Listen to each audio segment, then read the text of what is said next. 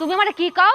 আমার ঝগড়া মজা লাগে, আমি ঝগড়া করতে শিখেছি। হ্যাঁ, তোমার পেট থেকে আমি এসে তুমি তো ঝগড়ার ফ্যাক্টরি, আবার কও ঝগড়া মজা লাগে আমার। হ্যাঁ, আমি আমার ঘরে যাবো, দেখি আমার কিটা ঠেকা। এই সাই, তুমি তোমার ঘরে যাইতে পারবা, আমি আমার ঘরে যাব।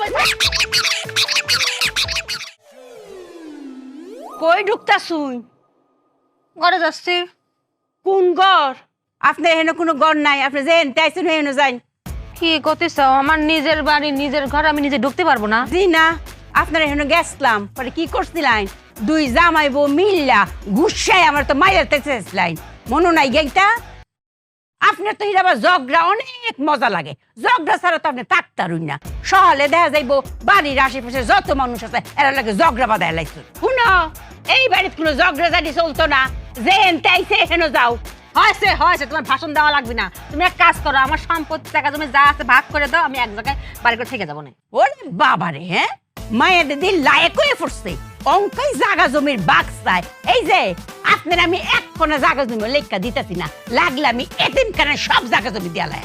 ও, এখন এতিমখানায় তোমার ভাই যখন বিদেশ গেছিল তখন আমার বাপের জায়গা তুমি বিক্রি করে টাকা দিছিলে, মনে নেই? তখন এতিমখানা ছিল না?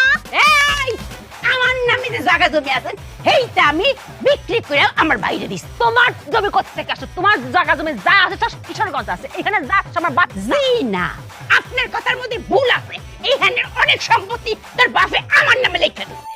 এটা কখন দিছে? দিছে